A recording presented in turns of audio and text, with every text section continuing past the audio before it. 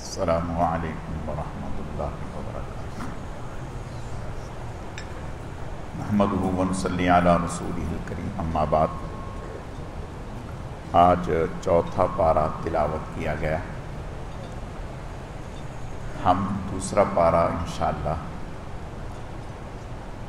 دوسرے پارے میں تیسرا رکوع اللہ پاک ایمان والوں کو حکم دے رہے ہیں، استعینوا بالصبر والصلاۃ، کہ کسی بھی مصیبت اور پریشانی میں صبر اور نماز کے ذریعہ سے مدد حاصل کرو۔ صبر کا معنی ایک تو یہ ہے کہ بیماری پر، تکلیف پر برداشت کرنا اور یہ سمجھنا کہ یہ تکلیف، بیماری، صدمہ، صحت یہ اللہ تعالیٰ کی طرف سے ہے، اور اللہ تعالیٰ کی طرف سے میرے لیے اس میں خیر ہے، اگرچہ ہے تو یہ مشکل کام لیکن اجر بہت ہے۔ حدیث شریف میں آتا ہے، آپ صلی اللہ علیہ وسلم کا ارشاد ہے، قیامت کے دن جب صبر کرنے والوں کو بیماری پر، تکلیف پر اللہ تعالیٰ اجر و ثواب عطا فرمائیں گے، تو اس وقت جو لوگ دنیا میں صحت مند زندگی گزار کے گئے ہوں گے، وہ یہ تمنا کریں گے کہ کاش ہمارے کھال کینچیوں سے کاٹ دی جاتی، اس پر ہم صبر کرتے اور یہ اجر ہمیں مل جاتا۔ اللہ پاک نے دوسری جگہ فرمایا، انما یوفی الصابرون اجرہم بغیر حساب، اللہ تعالیٰ بغیر حساب کے صبر کرنے والوں کو اجر عطا فرماتی ہے۔ اگلی آیت میں فرمایا کہ جو اللہ کے راستے میں قتل کر دیے جائیں انہیں مردہ نہ کہو، وہ زندہ ہیں، انہیں رزق دیا جاتا ہے لیکن تمہیں اس کا ادراک نہیں۔ عالم برزخ میں ایک درجہ زندگی تو سبھی کو حاصل ہوتی ہے، مسلمان کو بھی، کافر کو بھی، جس سے وہ آخرت کی سزاؤں کا یا اجر و ثواب کا احساس اس کو حاصل ہوتا ہے، وہ محسوس کرتا ہے۔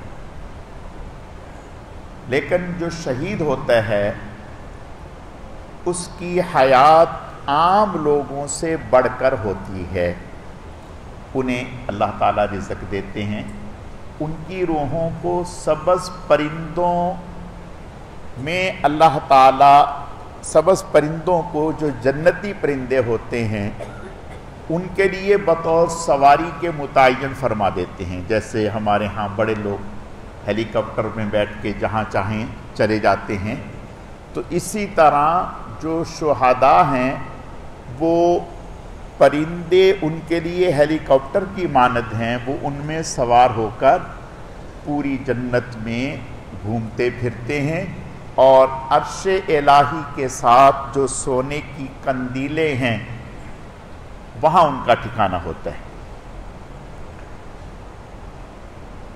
اور پھر اس سے اوپر جو حیات ہوتی ہے وہ انبیاء کرام کی حیات ہوتی ہے، انبیاء کرام کی حیات اس سے بہت آگے ہوتی ہے۔ تو اللہ فرماتے ہیں کہ شہداء کو مردہ نہ کہو۔ حدیث میں آتا ہے جو شہید ہوتا ہے وہ قیامت کے دن 70 لوگوں کی شفاعت کرے گا اللہ کی بارگاہ میں، اور اللہ تعالیٰ اس کی شفاعت سے 70 لوگوں کی مغفرت فرما دیں گے۔ شہید کسے کہتے ہیں؟ ایک تو ہے کہ جو میدان جہاد میں کافروں کے مقابلے میں اللہ کے دین کی سربلندی کے لیے قتل ہو جائے، اور ایک ہے ظلماً کسی کو قتل کر دیا جائے، وہ بھی شہید ہے۔ یعنی کوئی آدمی ڈکیٹ آئے وہ مار کے چلے گئے، چھیننے والے آئے وہ مار کے چلے گئے، کسی نے ویسے ہی کسی کو قتل کر دیا، تو یہ بھی شہید ہیں۔ اور ایک وہ ہیں جو دنیا کے اعتبار سے تو شہید نہیں ہیں، اخروی اعتبار سے، آخرت کے اعتبار سے شہید ہیں۔ یہ وہ لوگ ہیں جو پانی میں ڈوب کے مر جاتے ہیں، یا دیوار کے نیچے دب کے مر جاتے ہیں، یا پیٹ کی بیماری میں انتقال کر جاتے ہیں، یا جل کر کے مر جاتے ہیں، تو یہ لوگ بھی شہید ہیں اخروی اعتبار سے۔ دنیا میں تو ان پر عام میتوں کے احکامات ہوں گے، لیکن آخرت میں ان کے اللہ تعالیٰ اجر و ثواب شہداء والا عطا فرمائیں گے۔ اگلی آیتوں میں اللہ فرماتے ہیں کہ وَلَنَبْلُوَنَّكُمْ بِشَيْءٍ مِّنَ الْخَوْفِ وَالْجُوعِ وَنَقْصٍ مِّنَ الْأَمْوَالِ وَالْأَنفُسِ وَالثَّمَرَاتِ۔ اللہ تعالیٰ اپنے بندوں کو آزماتے ہیں، کبھی مال کی قلت کے ساتھ، کبھی مال کی کثرت کے ساتھ، کبھی کسی انسان کو دے کر، اولاد دے کر، کبھی لے کر۔ تو یہ فرمایا وَبَشِّرِ الصَّابِرِينَ، اس آزمائش میں جو اللہ تعالیٰ کی رضا پر راضی رہتے ہیں ان کے لیے بشارت ہے۔ لیکن یاد رکھیں صبر پہلے مرحلے پر ہوتا ہے، صبر پہلے مرحلے پر ہوتا ہے، بعد میں وقت گزرنے کے ساتھ تو صبر آ ہی جاتا ہے۔ آپ صلی اللہ علیہ وسلم ایک دفعہ تشریف لے جا رہے تھے، تو ایک کوئی بڑی بھی خاتون کسی اپنے بچے کی قبر پر رو رہی تھی، تو آپ نے فرمایا کہ مائی صبر کرو۔ وہ اس نے دھیان نہیں کیا، کہنے لگی جاؤ جاؤ، میں دیکھتی اگر تمہیں اس مصیبت آتی تو پھر تم صبر کرتے۔ خیر آپ نے کچھ نہیں فرمایا، اور 2-3 دن کے بعد اس کو پتہ چلا، تو وہ آئی اور آ کر کے کہنے لگی کہ میں نے صبر کر لیا۔ آپ نے فرمایا اب تو صبر آنا ہی تھا، اب تو صبر آنا ہی تھا۔ پہلے مرحلے پر صبر کا مظاہرہ کرنا، کوئی زبان سے ایسا کلمہ نہ کہنا جو اللہ تعالیٰ کی ناراضگی والا ہو، اس کا نام صبر ہے۔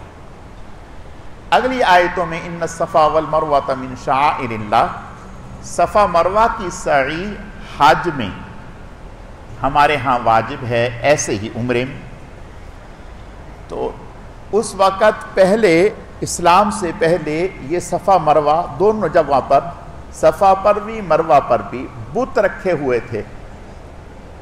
تو صحابہ کرام رضوان اللہ علیہم اجمعین کو خیال ہوا کہ یہاں تو بت ہوتے تھے، اور مشرک جو ہے ان بتوں کی خوشامد کے لیے، ان کی عبادت کے لیے چکر لگایا کرتے تھے۔ تو صحابہ کرام رضوان اللہ علیہم اجمعین کو اشکال ہوا کہ یہاں تو بت ہوتے تھے، ایسا تو نہیں کہ ہم صفا مروہ کی صحیح کریں، تو ہمارا یہ صحیح کرنا بھی ان بتوں کی خوشامد اور عبادت کا حصہ بن جائے۔ تو اللہ پاک نے فرمایا کہ بھئی ان الصفا والمروہ من شعائر اللہ فمن حج البیت او اعتمر فلا جناح علیہ، کہ لہٰذا حج اور عمرے میں اگر تم صحیح کرو گے تو اس صحیح کرنے پر تمہارے اوپر کوئی مذائقہ اور حرج نہیں ہے، یعنی تمہاری یہ صحیح کرنا بتوں کی عبادت میں شامل نہیں ہوگا۔ اگلی آیتوں میں ان الذین یکتمون ما انزلنا من الکتاب والہدی من بعد ما بیناہ للناس فی الکتاب، یہود کی مذمت کی ہے کہ وہ حق کو چھپاتے تھے۔ ایک دفعہ آپ صلی اللہ علیہ وسلم کے پاس ایک یہودی آئے اور مسئلہ یہ لے کے آئے کہ ان کے ایک آدمی نے زنا کر لیا اور وہ شادی شدہ تھا۔ تو حضور سے کہنے لگے کہ بھئی اس کی کیا سزا ہے؟ آپ نے فرمایا جو تمہاری کتاب میں لکھی ہے وہی ہماری کتاب میں ہے۔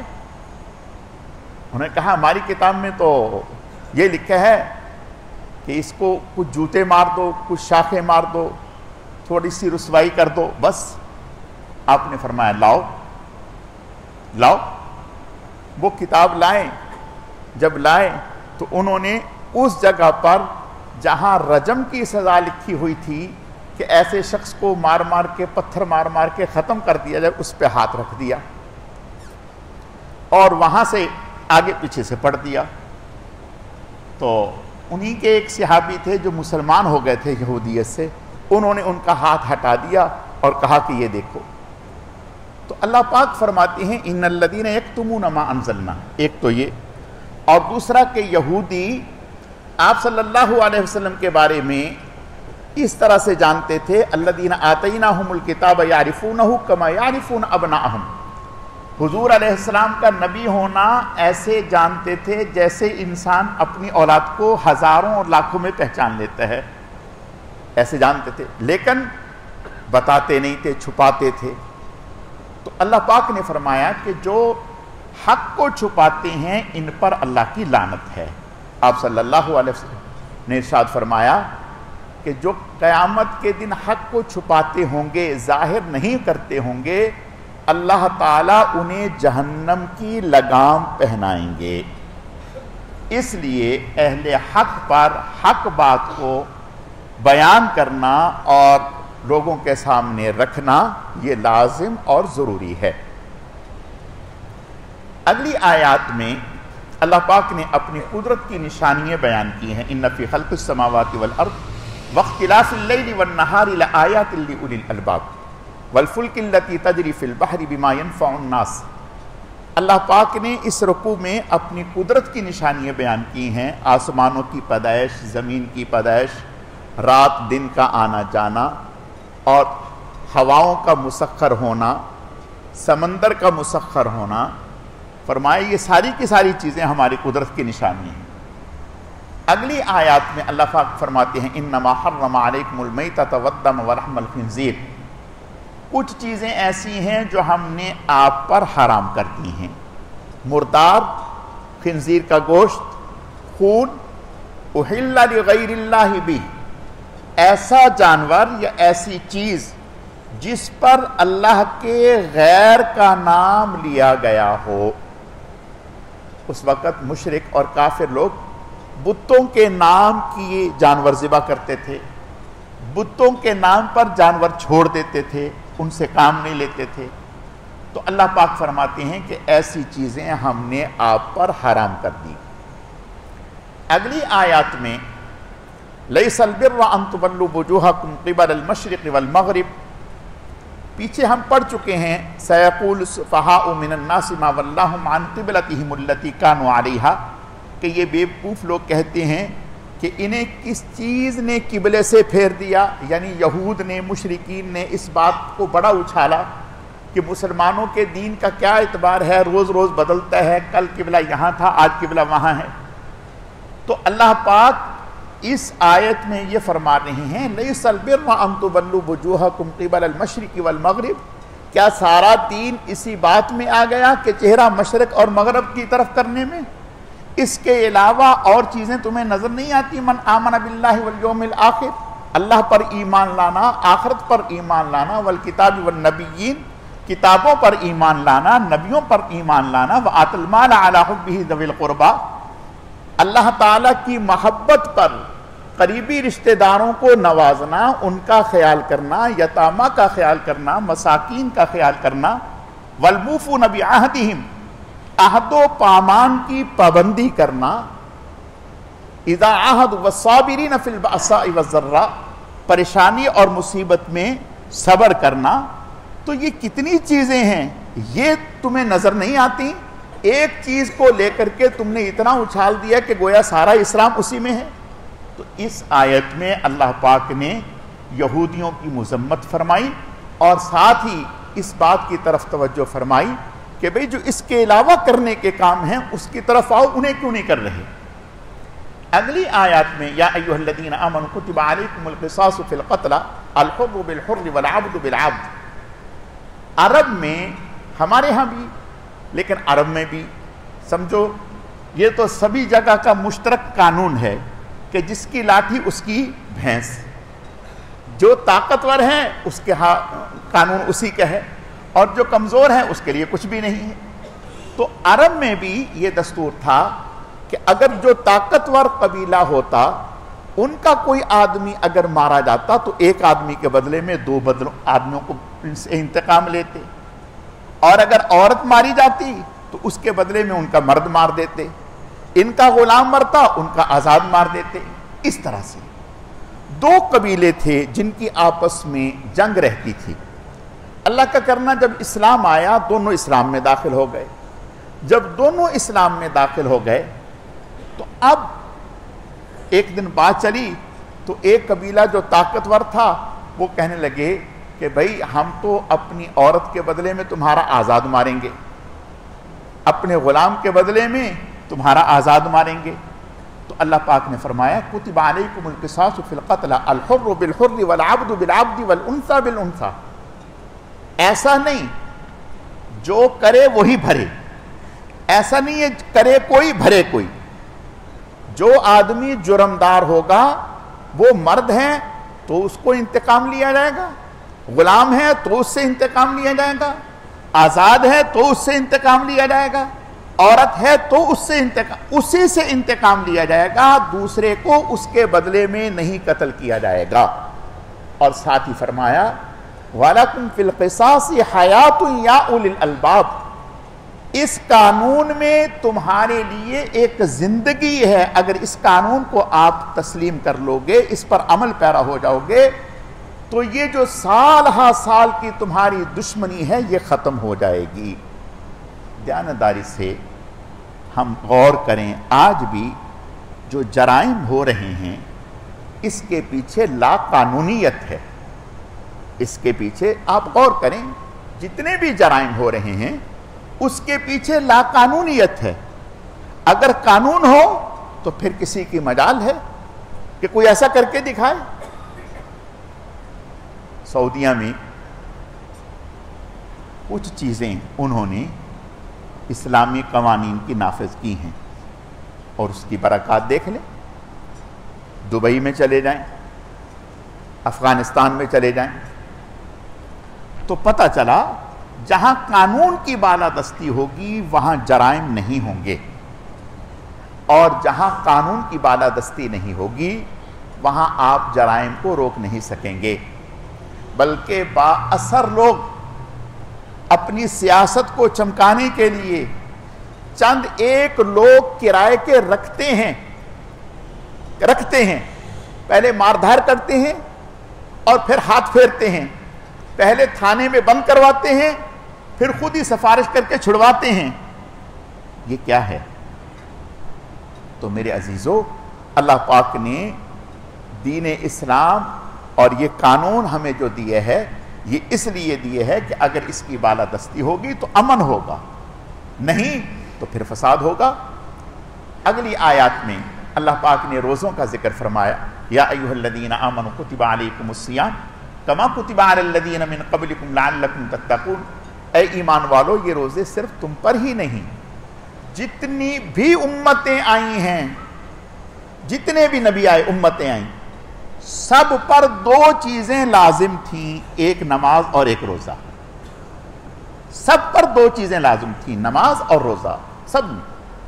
تو لہذا اگر روزہ ہاں نوعیت میں فرق ہے، کم زیادہ ہوئے وقت میں، مہینے میں، یہ چیزیں تو ہوئیں لیکن رہے ساری امتوں میں، تو لہذا اگر روزے آپ پر آئے ہیں تو اس سے آپ کو تکلیف میں مبتلا کرنا مقصد نہیں، لعلکم تتقون، تمہیں تقوی جیسی دولت سے آراستہ کرنا ہے۔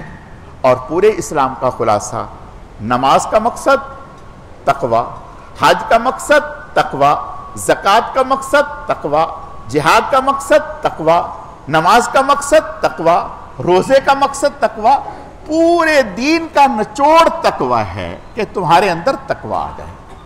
تو اللہ فرماتے ہیں یہ روزے ہم نے آپ پر بھی اور آپ سے پہلے پر، لیکن شروع اسلام میں یہ تھا وَعَلَى الَّذِينَ يُطِيقُونَهُ فِدْيَةٌ طَعَامُ مسکین۔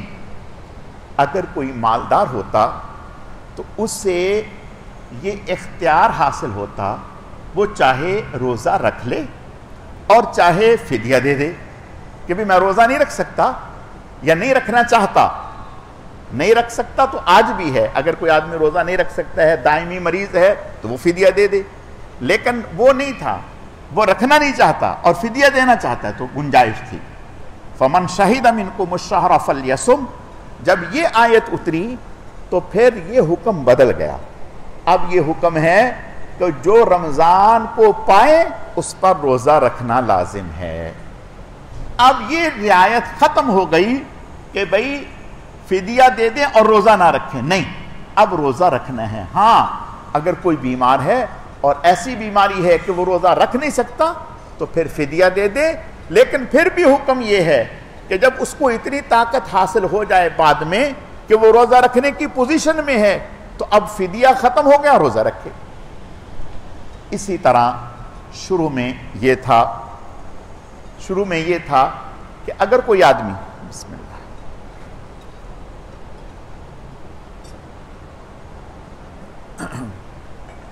شروع میں یہ تھا کہ روزہ افطار کیا، افطار کرنے کے بعد جب تک آنکھ نہیں لگی اس وقت تک کھا پی سکتے تھے، اور جیسے ہی آنکھ لگی نیند کا جھونکا آیا اب اگلا روزہ شروع ہو گیا. صحابہ اکرام رضوان اللہ علیہ مجمعین بیچارے، ایک صحابی، کئی صحابہ کے ساتھ ایسا ہوا کہ دن بھر محنت مزدوری کرتے تھکے ہارے آئے، آ کر کے روزہ افطار کیا. گھر والوں نے کہا کہ آپ تھوڑا سا بیٹھیں، ہم ابھی گرم آپ کے لیے کھانا تیار کر کے. وہ کھانا تیار کرنے گئے، ادھر ان کی آنکھ لگ گئی. جب آنکھ لگی تو روزہ شروع ہو گیا. اب پھر یعنی پوری رات بھی اور اگلا دن بھی روزے تھے. اس طرح کیا ہوا کہ صحابہ اکرام پر غشییں طاری ہو گئیں.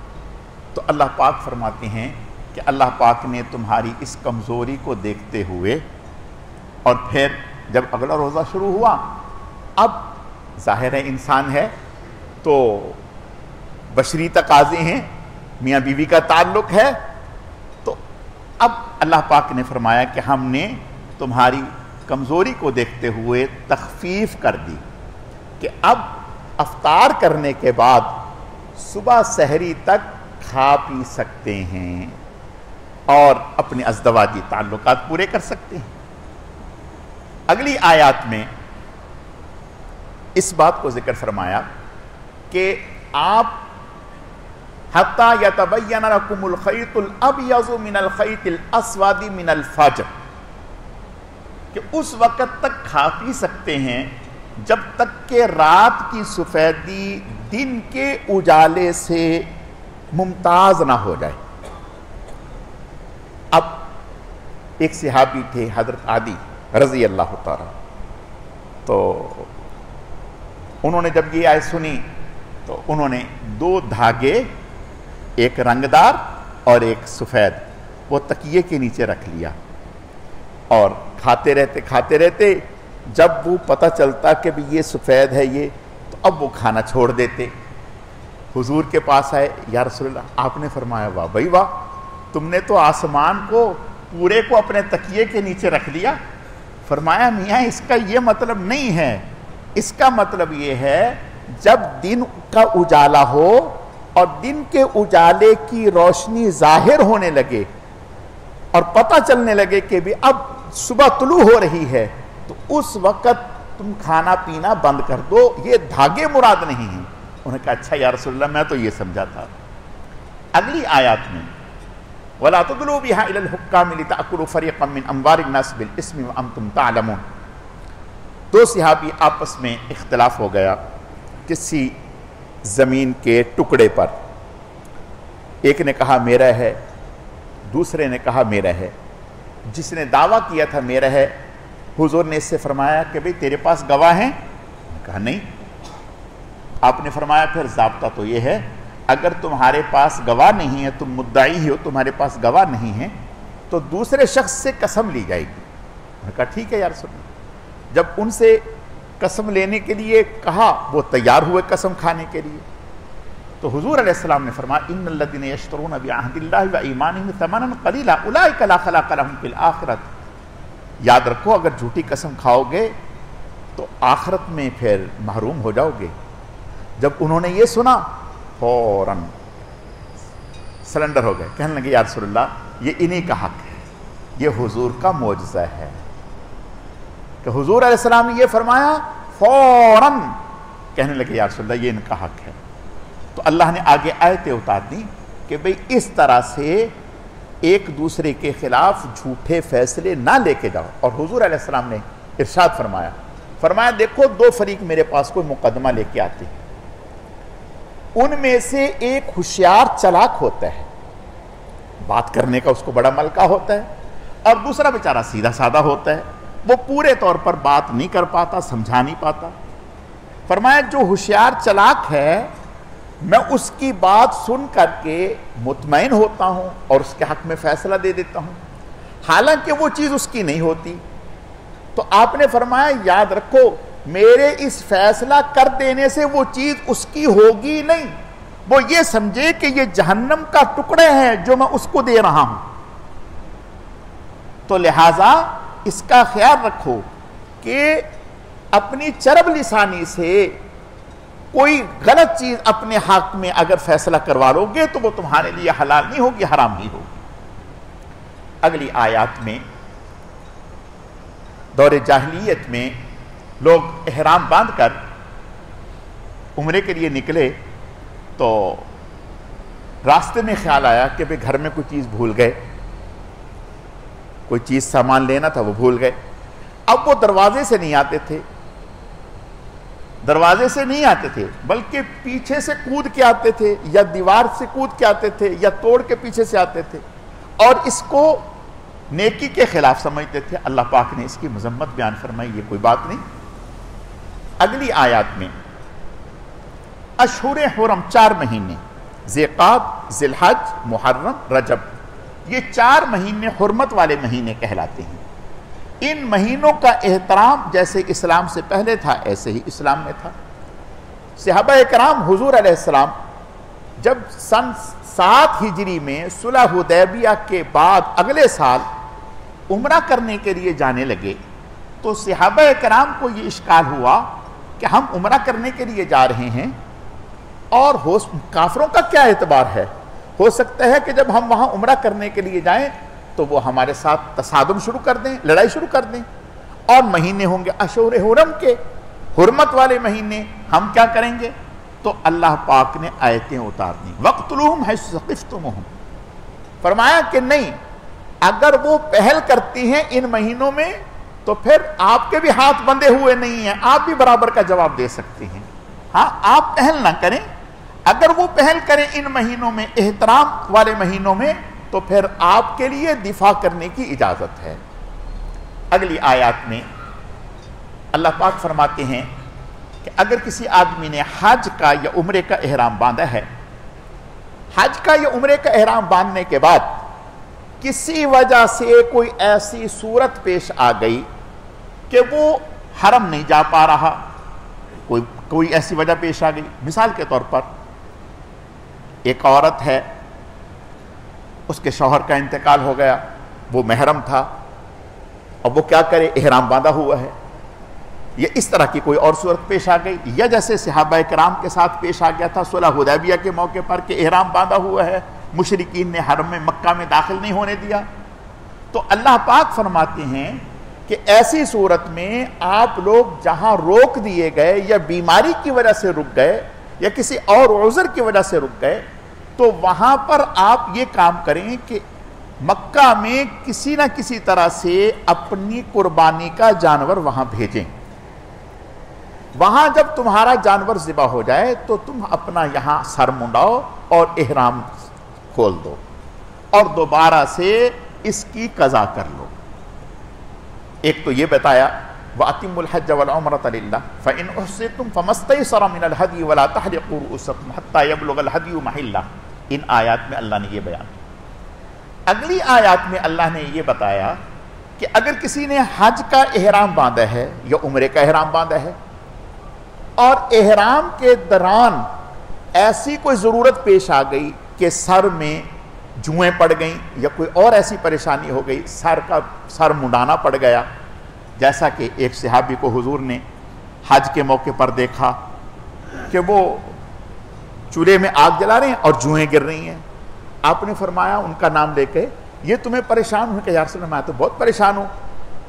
دیکھیں اس وقت ایسا نہیں کہ یہاں ہیلی کاپٹر میں بیٹھے اور جہاز میں بیٹھے اگلے گھنٹے میں وہاں پہنچ گئے، نہیں، مہینہ لگتا تھا، مہینہ لگتا تھا وہاں پہنچنے میں، 2 مہینے، مہینہ، اور نہانا نہیں کہ بال نہ ٹوٹ جائیں. تو وہ کہنے لگے یا رسول اللہ میں تو، آپ نے فرمایا سر منڈا دو، میں تو احرام میں ہوں. آپ نے فرمایا کوئی مسئلہ نہیں، سر منڈا دو. یا آپ نے اور فرمایا کہ سر منڈا دو، اس سر منڈانے پر یا تو 3 روزے رکھ لو یا 6 صدقۃ الفطر کے برابر 6 مسکینوں کو کھانا کھلا دو. فرمایا کہ یہ اس کا بدلہ ہو جائے گا. تو اللہ پاک نے اس کو بیان کیا. اگلی آیات میں اللہ پاک نے یہ بیان کیا کہ اگر کوئی لوگ ایسے ہیں جو باہر سے حج کا احرام باندھ کر کے وہاں جاتے ہیں تو وہ حج کے ساتھ عمرہ بھی کر سکتے ہیں.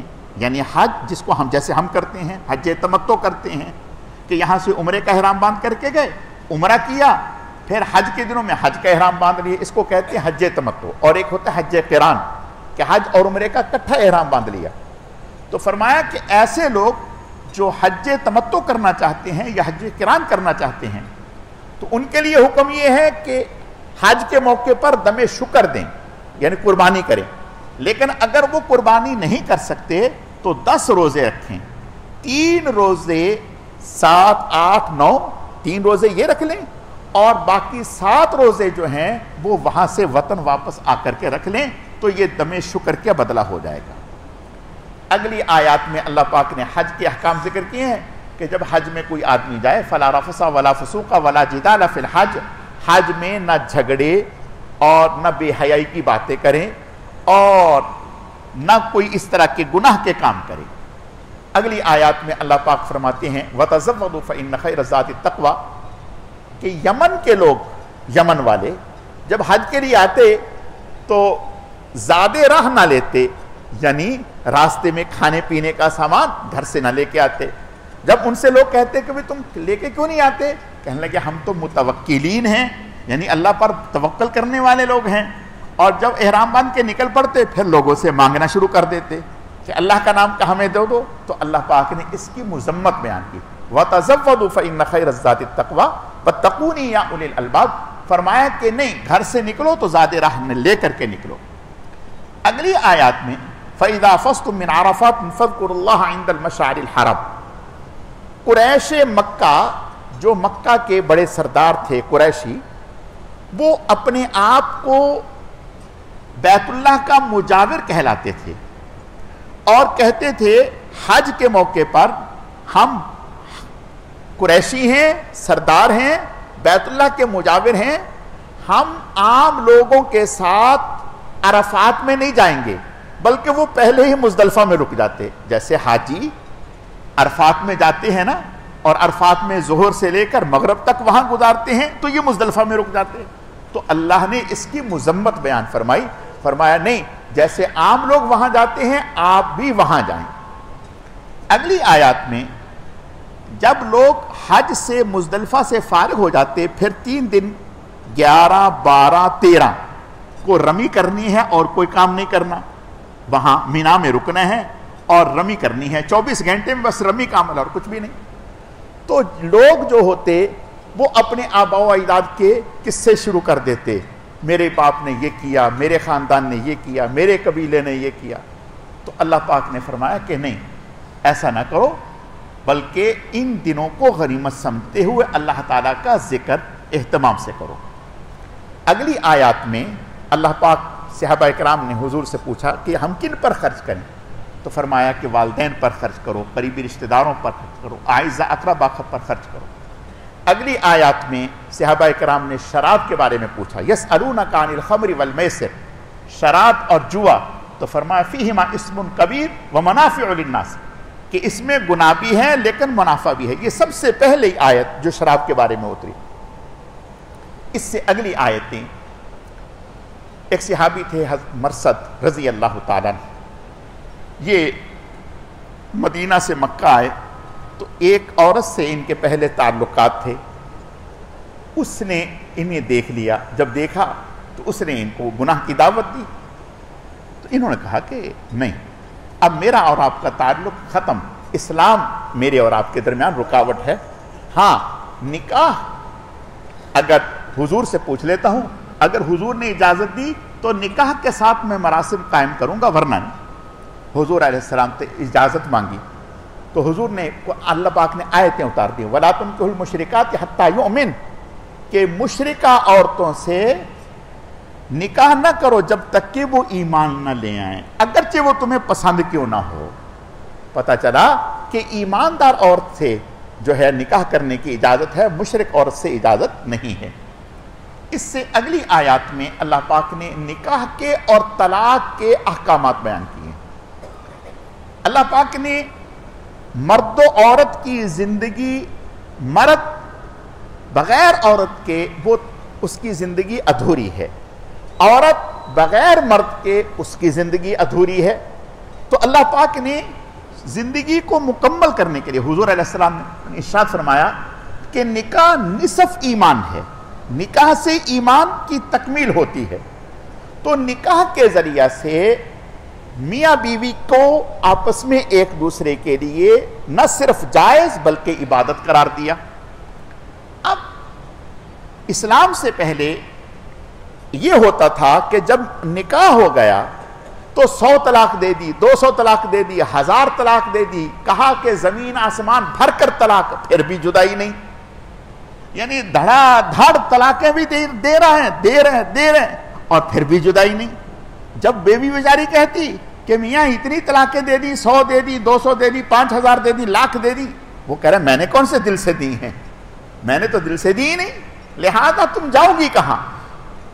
تو نتیجتاً عورت ایسی جکڑی رہتی کہ کہیں جا ہی نہ سکتی. اور اس وقت اسلام سے پہلے فرانس والوں نے، کتابوں میں موجود ہے، عورت کو انسان ماننے سے انکار کر دیا تھا. ہندو اس وقت یہ کرتے تھے کہ اگر کوئی آدمی ہندو مر جاتا تو اس کے ساتھ زندہ اس کی بیوی کو ساتھ جلا دیا جاتا. کہا کہ جب یہ مر گیا تو اب اس کو باقی رہنے کی کیا ضرورت ہے. عرب میں اگر کوئی شخص مر جاتا تو بیوی کو وہ اس کے ساتھ دفن کر دیتے، بیوی کو کوئی وراثت میں حصہ نہ دیتا، کوئی جائیداد میں حصہ نہ دیتا، بیوی کو کوئی حق نہیں تھا. یہ تو اسلام کا احسان ہے کہ اسلام نے عورت کو عزت دی ہے، عورت کو حقوق دیے ہیں، اور بتایا ہے کہ جیسے مرد کے عورت پر حقوق ہیں ایسے ہی عورت کے مرد پر حقوق ہیں. ایسے نہیں ہے کہ صرف مرد کے ہی حقوق ہیں بلکہ عورت کے بھی حقوق ہیں. اور وراثت میں حصہ دیا کہ عورت کو وراثت میں حصہ ہے، ورنہ تو تصور بھی نہیں تھا. تو اللہ پاک نے نکاح بتایا اور پھر بتایا کہ طلاق اگرچہ ناپسندیدہ عمل ہے، حلال چیزوں میں سب سے زیادہ ناپسندیدہ اللہ کے ہاں طلاق ہے، لیکن ضرورت کے موقع پر اجازت ہے.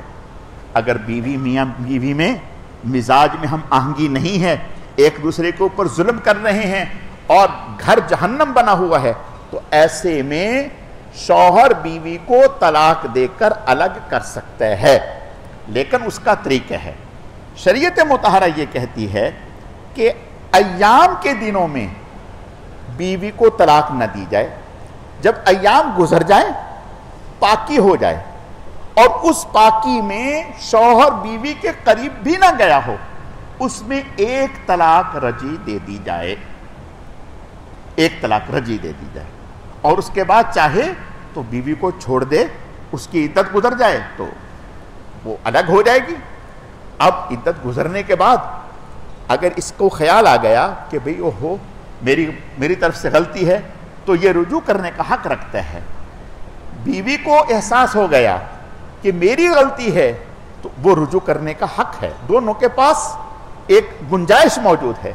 اور اگر 3 فائر اکٹھے کر دیے تو پھر کیا بچے گا؟ کچھ بھی نہیں بچے گا. تو اگر 2 دے دیے تو فرمایا کہ 1 دے کے چھوڑ دیں، اور اگر دوسری بھی دینی ہے تو پھر اسی طرح جب ایام گزر جائیں، پھر جب پاکی کا زمانہ آئے، اس پاکی میں بیوی کے قریب نہ گئے ہوں تو دوسری طلاق دے دیں اور بس کریں. اب تیسری نہ دیں، چھوڑ دیں، عدت گزر جائے گی، وہ آگے وہ جانے، آپ بھی آگے جانے. اور لیکن اگر تیسری بھی دینی ہے تو وہ بھی اسی طرح سے دی جائے. تو شریعت مطہرہ یہ کہتی ہے کہ جیسے نکاح خوش اسلوبی کے ساتھ اچھے طریقے سے کیا تھا، ایسے ہی جدائی بھی ایک دوسرے سے اچھے طریقے سے ہو. جدائی اس انداز سے نہ ہو کہ ایک دوسرے کے اوپر ظلم اور زیادتی ہو اور آپس ہمیشہ کے لیے آپس میں لڑائی کا ایک دروازہ کھل جائے. چنانچہ اگلی آیات میں وَإِذَا طَلَّقْتُمُ النِّسَاءَ فَبَلَغْنَ أَجَلَهُنَّ فَلَا تَعْضُلُوهُنَّ أَن يَنكِحْنَ أَزْوَاجَهُنَّ. صحابی تھے حضرت معقل بن یسار رضی اللہ تعالیٰ عنہ، ان کی ہمشیرہ کا کسی سے نکاح کروا دیا انہوں نے ان کو طلاق دے دی. جب طلاق دے دی، عدت گزر گئی، کچھ وقت گزرا تو جو شوہر تھا انہیں احساس ہوا کہ میں نے بڑی غلطی کی، مجھے طلاق نہیں دینی چاہیے تھی. ادھر بیوی کو بھی احساس ہو گیا.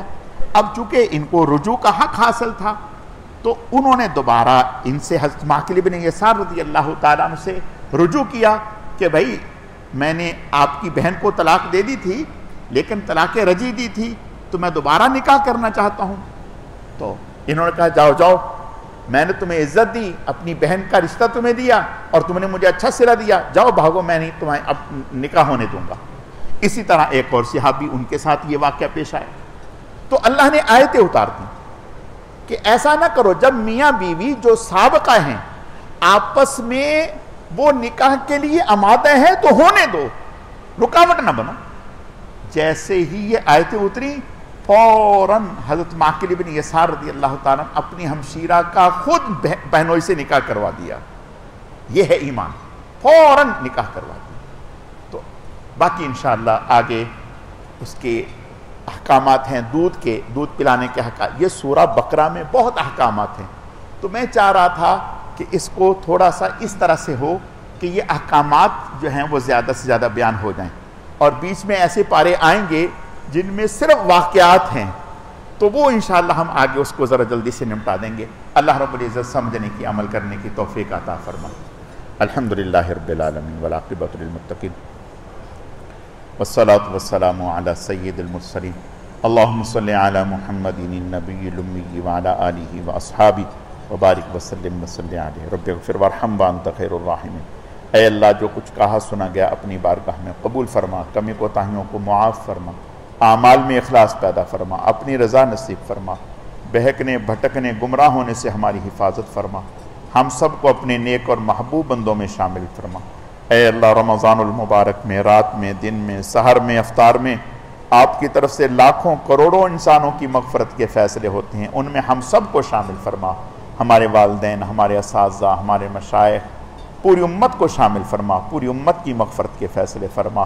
اے اللہ، جو کوتاہیاں، غلطیاں، لغزشیں ہو رہی ہیں اپنی رحمت سے معاف فرما. آئندہ کے لیے ہر گناہ سے ہماری حفاظت فرما.